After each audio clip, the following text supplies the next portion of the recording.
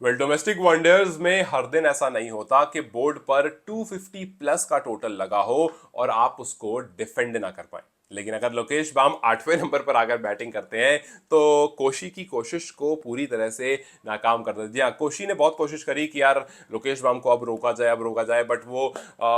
Unstoppable थे और eventually match वहां से जीत करके लेकर चले गए। जहां से मुश्किल लग रहा था, जहां से 8 विकेट गिर चुकी थी और लगभग 100 रन और मार रहे थे उस 100 रन, क्योंकि यूजुअली हम देखते हैं कि जब विकेट गिर चुकी होती है बैट्समैन एक आध दो गलती कर देता है और फिर अपनी विकेट दे करके चला जाता है। और हमने डोमेस्टिक मैचेस में तो हमने काफी बार ये चीजें देखी है कि इतना बड़ा टोटल जो है वो चेस डाउन, हालांकि 250 प्लस बहुत बड़ा टोटल नहीं है, बट स्टिल डोमेस्टिक वनडेज हमने देखा है कि अगर आपने 250 260 बोर्ड पर लगा दिए तो आप ऑलमोस्ट मैच जो आपके हाथ में, अगर आप कुछ गलती ना करो या फिर सामने वाली टीम से कोई एक्सेप्शनल नॉक नहीं आता हो। लेकिन एक चीज जो मैंने नोटिस की है पिछले कुछ टाइम से, कि काफी सारी टीम में काफी सारे ऐसे प्लेयर्स हैं जिनकी पोजीशन फिक्स नहीं होती है। और ये सिर्फ डोमेस्टिक का हाल नहीं है, ये आप नेशनल टीम में भी काफी बार देखोगे कि प्लेयर्स की रोटेशन पॉलिसी चलती रहती है कि भाई कभी वो सेकंड पर खेलेगा, कभी थर्ड पर, कभी फोर्थ पर, कभी बिल्कुल सेवंथ और एट पर आकर खेलेगा और कभी वापस से थर्ड फोर्थ पर खेलने लगेगा। और ऐसा ही कुछ हमने कोशी के कैप्टन के साथ भी देखा है कि 1 से 7 तक उन्होंने सारे प्लेसेस पर खेल लिया इस पीएम कप में, 6 को छोड़ करके। और लोकेश बाम भी आज 8 पर खेल रहे हैं। हालांकि जैसा मैंने पहले कहा कि रीजन नहीं पता, अगर आप लोगों को पता है कि क्या रीजन रहा कि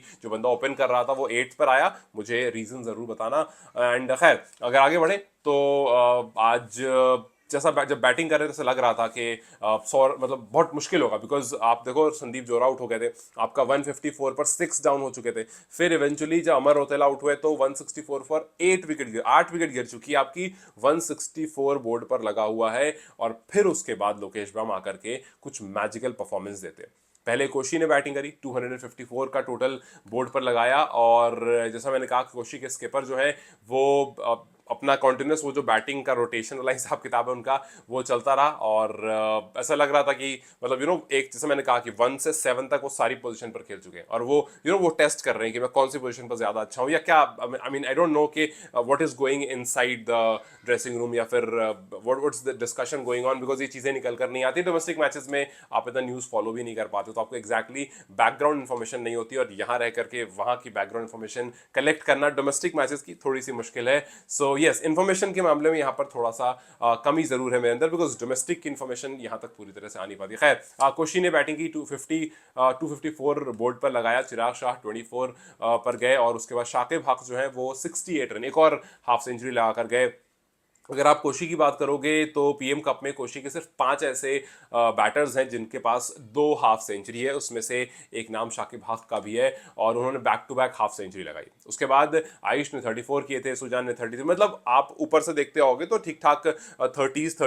60s तरह के जो टॉप ऑर्डर थे उन्होंने रन किए थे, जिस वजह से टोटल अच्छा खासा आ गया था। हालांकि लोअर ऑर्डर उतने रन नहीं कर पाया और 50 ओवर में 254 का टोटल जो है वो बोर्ड पर लगा। और इनफैक्ट बॉलिंग भी उन्होंने अच्छी करी थी, मतलब दीपेश और फिरदौस को 3 3 विकेट भी मिले and they were doing a pretty good job unless and until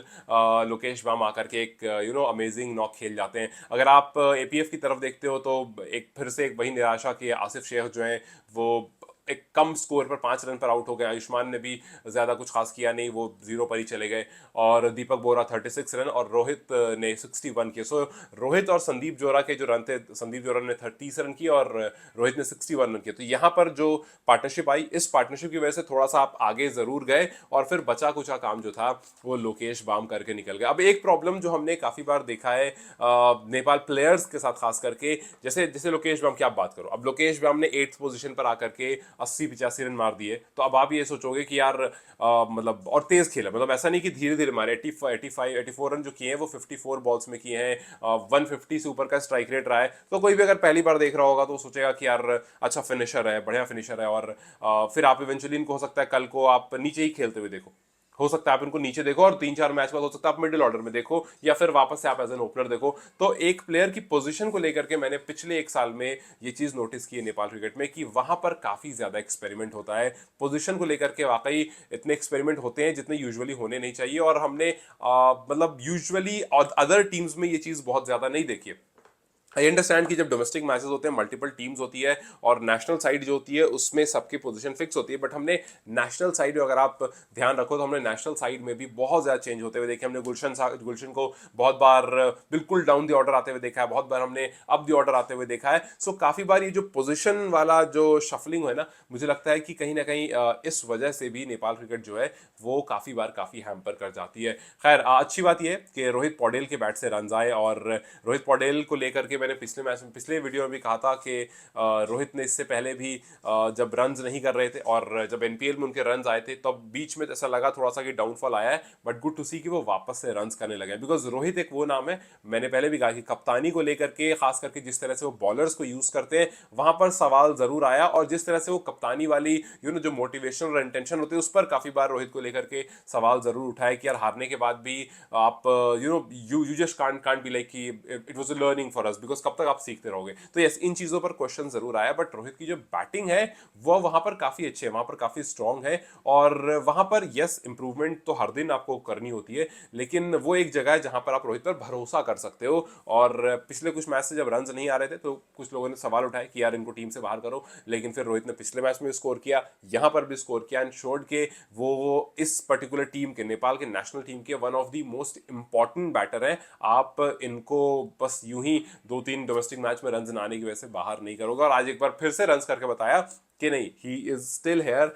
and he is here to stay. खैर गुड टू सी कि लोकेश बाम के बैट से रन आए, लेकिन अगर ये कंटिन्यू रहे तो बहुत अच्छा है, बिकॉज कंटिन्यू ही नहीं रहती चीजें। परेशानी बस यही है कि चीजें कंटिन्यू नहीं हो पाती। आप यही नहीं कह पाते हो कि ये ना बहुत अच्छी फॉर्म में, बिकॉज आप किसी को कब कहते हो कि बहुत अच्छी फॉर्म में, जब वो लगातार रन करता है, जैसे एक पूरा सीजन गया हो और उस पूरे सीजन में उसने बहुत अच्छे रन किए। हमने हमने बॉलर्स का ये चीज देखी है कि भाई ललित जो है वो जबरदस्त कर रहे हैं, तो ललित ने पूरे टूर्नामेंट में विकेट ली, लेकिन बैटर्स को देखते हैं हम क्या कि 2 मैच बहुत अच्छा था, तीसरे में चले जाते नीचे, 2 में हो सकता है 80s और 60s और 90s में कर देंगे, और फिर तीसरे मैच में वो नीचे चले जाएंगे, और फिर 2-3 और डक 0-0-0, फिर एक आध में 50। सो बैटर का ग्राफ ना अक्सर ऐसा बनता है, काफी बार आपने नेपाल क्रिकेट में फॉलो करना कि बैटर्स का जो गुड फॉर्म है ना वो बहुत लंबा नहीं हो पाता है। पूरे साल कोई बैटर बहुत अच्छा परफॉर्म करे ये शायद एक आध दो बार आपने कभी देखा हो, लेकिन पूरे साल एक बॉलर बहुत अच्छा परफॉर्म करे ये हमने काफी बार देखा है। सो इस चीज पर बस थोड़ा सा अगर और काम हो जाए तो आई गेस CWC जैसे टूर्नामेंट्स जो है उस पर नेपाल का काफी अच्छा कंट्रोल हो जाएगा। खैर लेट जस्ट सी कि आगे किस तरह से ये कंटिन्यू करते हैं, क्या लोकेश बाम अपनी फॉर्म कंटिन्यू कर पाते हैं, क्या रोहित पौडेल अपनी फॉर्म कंटिन्यू कर पाते हैं, और फिर किस तरह से पीएम कप का टॉप 4 होता है, और फिर आगे किस तरह से मैचेस एंड होते हैं। Till then you guys take care, see you very soon.